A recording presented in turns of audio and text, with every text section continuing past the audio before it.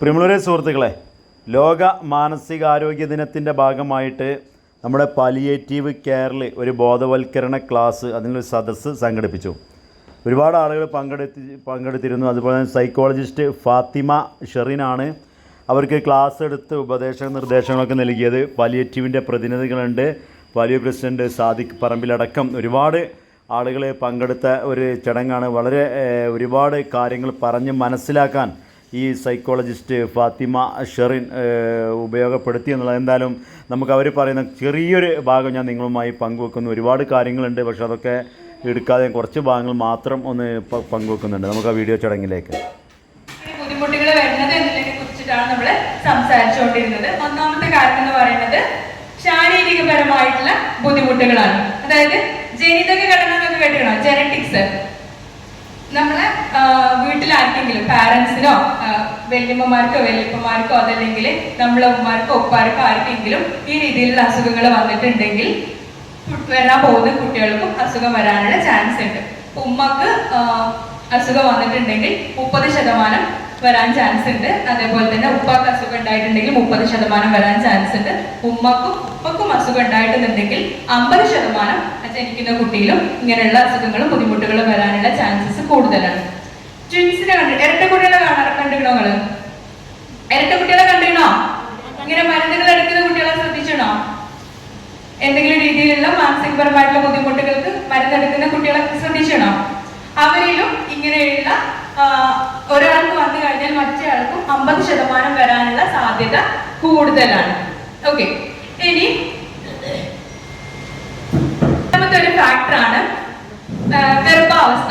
ഗർഭാവസ്ഥയിൽ അമ്മക്ക് എന്തെങ്കിലും തരത്തിലുള്ള ബുദ്ധിമുട്ടുകൾ ഉണ്ടായിട്ടുണ്ടെന്നുണ്ടെങ്കിൽ അത് ജനിക്കാൻ പോകുന്ന കുട്ടിയിൽ മാനസികപരമായിട്ടുള്ള ബുദ്ധിമുട്ടുകൾ ഉണ്ടാവാനുള്ള സാധ്യത വളരെയധികം കൂടുതലാണ്. ഓക്കെ, ഇപ്പോ ഗർഭാവസ്ഥയിൽ അമ്മ ഒന്ന് ഏതെങ്കിലും രീതിയിലുള്ള മെഡിസിൻ ഉപയോഗിക്കുക, മരുന്നുകൾ വളരെയധികം സൈഡ് എഫക്റ്റ് ഉള്ള മരുന്നുകൾ ഉപയോഗിച്ചു കഴിഞ്ഞാൽ, അതേപോലെ തന്നെ ഏതെങ്കിലും രീതിയിലുള്ള ഡ്രഗുകൾ, മയക്കുമരുന്ന് അല്ലെങ്കിൽ കള്ള് കഞ്ചാവ് പോലുള്ള മയക്കുമരുന്നുകൾ ഉപയോഗിച്ചു കഴിഞ്ഞാൽ അസുഖം വരാനുള്ള സാധ്യത കൂടുതലാണ്.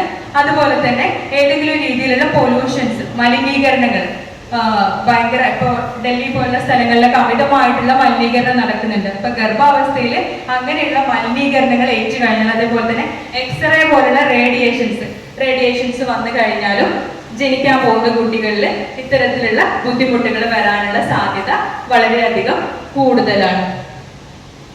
പിന്നെ അതേപോലെ തന്നെ പ്രസവ സമയത്ത് ഉണ്ടാവുന്ന ബുദ്ധിമുട്ടുകളും മാനസിക രോഗങ്ങൾ ഉണ്ടാവാനുള്ള ചാൻസസ് വളരെ കൂടുതലാണ്. പൊതുവെ നിങ്ങൾക്ക് ഒരു സൈക്കോളജിസ്റ്റിന്റെ അടുത്ത് അല്ലെങ്കിൽ സൈക്കാട്രിസ്റ്റിന്റെ അടുത്ത് പോകുന്ന സമയത്ത് കുറെ അധികം സമയം കുറെ ചോദ്യങ്ങളൊക്കെ ചോദിക്കാറില്ലേ? പൊതുവെ നിങ്ങൾ അസിസ്റ്റ് ഡോക്ടറെ അടുത്ത് അല്ലെങ്കിൽ മഞ്ജു ഡോക്ടറെ അടുത്ത് പോകുന്ന സമയത്ത് എന്താ ഡോക്ടർ ചോദിക്കുക? പേരെന്താണ്, വയസ്സ് എത്രയാണ്, എവിടെ സ്ഥലം, എന്താ അസുഖം, ഇത്രയല്ലേ ചോദിക്കല്ലേ? എന്നാൽ നിങ്ങളൊരു സൈക്കോളജിസ്റ്റിന്റെ അടുത്ത് സൈക്കാട്രിസ്റ്റിന്റെ അടുത്തൊക്കെ പോകുന്ന സമയത്ത് ഒരാൾക്ക് തന്നെ ഏകദേശം 45 മിനിറ്റ് അല്ലെങ്കിൽ 1 മണിക്കൂർ സമയത്തിന്റെ അടുത്ത് പല കാര്യങ്ങളും ചോദിക്കാറുണ്ടോ? ഇല്ലേ? ഉണ്ട്.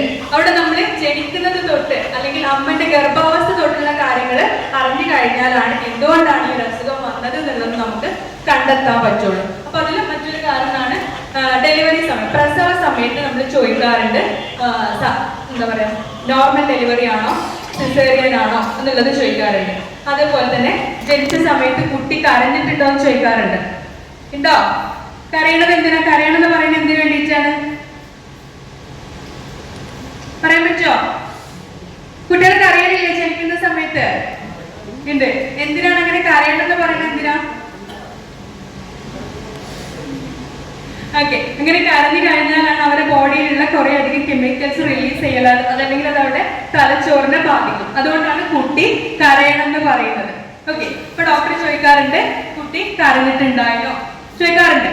അതേപോലെ തന്നെ മറ്റൊരു കാരണമാണ്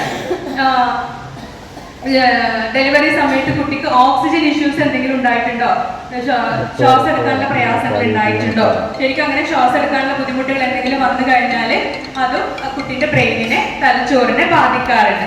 മറ്റൊരു കാരണമാണ് നമ്മളിപ്പോ പറയുന്നുണ്ട്